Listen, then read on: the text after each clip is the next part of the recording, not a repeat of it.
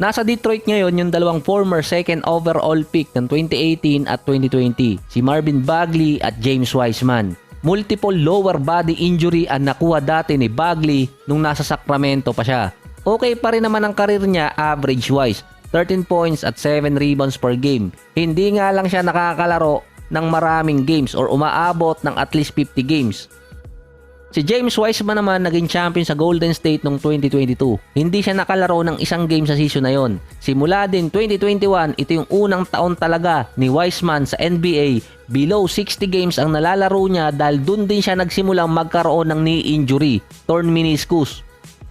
Ang dalawang player na yon ay number 1 rank sa ESPN dati noong 2017 at 2019. Sila yung mga top prospect. Consider din silang traditional big man. So dito naman papasok si Robert Williams na isang defensive anchor dati sa Boston. Na-trade siya sa Portland kasama sa package ni Holiday.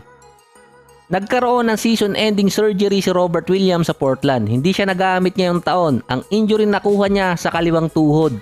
Damage kneecap at ligament kaya kailangan ng operahan. Noong 2022, nagkaroon din siya ng injury sa kanang tuhod naman. Torn meniscus injury.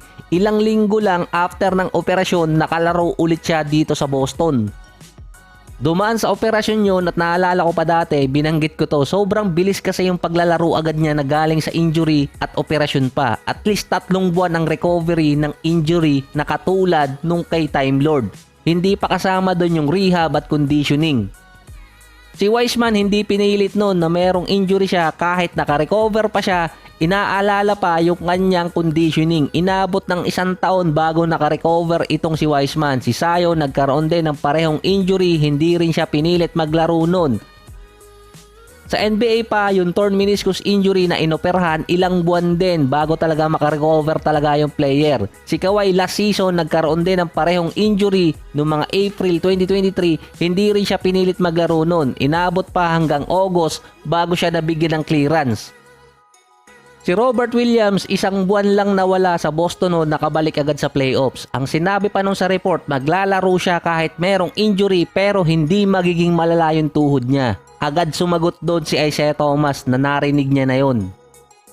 So lumang kwento na to, nung mapunta si IT sa Cleveland kasama sa Kyrie trade, dito nakita na merong hip injury itong si Kyrie na nakita yon na medical team ng Cleveland. Ilang game siyang nawala at nung bumalik din siya, na-trade din naman agad siya paalis ng Cavaliers at hindi na ulit nakasecure ng kontrata. Kahit si Kemba Walker dati nung makuha ng Celtics, dun din naglabasan yung mga injury niya, lalo na yung sa tuhod. Pinapahinga naman si Kemba noon pero after niyang maalis or matrade paalis ng Boston, nawala agad ang value niya. Nawala din siya sa NBA. Si Gordon Hayward na injured din siya sa unang game niya sa Boston dati pero nakabalik pa rin naman siya at nakakuha ng malaking kontrata sa Hornets. Kahit si Kyrie nung naglaro siya sa Boston, tad-tad siya ng injury noon sa mata, tuhod, kamay, iba-ibang parte ng katawan. Pinapahinga naman siya ng Boston pero ang tumagal talagang injury ni Kyrie yung sa balikat. Nadala niya yon hanggang Brooklyn Nets. Hindi nakalaro si Kyrie sa unang taon niya sa bubble dahil sa injury na yon at inoperahan pa. Pero after ng 1 season niya sa Brooklyn, iba namang injury ang lumabas sa kanya. Nung sinabi ni Isaiah Thomas na narinig niya yung report na maglalaro kahit merong injury si Robert Williams sa playoffs or finals na rin yun. Kasi ang nireport pa doon, magkaiba naman ang injury ni IT at ni Time Lord. Sinabi din ni Williams na worth it naman na maglaro kahit merong injury. Worth it naman kasi nakapirma siya ng $48 million sa loob ng 4 na taon. Matatapos yun sa 2026. 28 years old pa lang siya nun.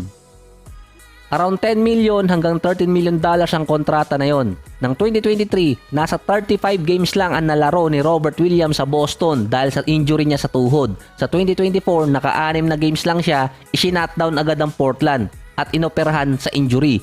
Ang Portland pa nasa rebuilding process ngayon. Madali lang sa kanilang i-trade or gamiting filler ang contract ni Robert Williams. Common na sa traditional big man ang matrade, magkaroon ng injury, biglang maging filler na lang sa mga roster or minimum contract. Si Time Lord, may time pa naman siya pero expected dati sa Boston magiging defensive player siya. Malalaman next year kung tama nga ba yung sinabi ni Isaiah Thomas sa naging desisyon ni Robert Williams.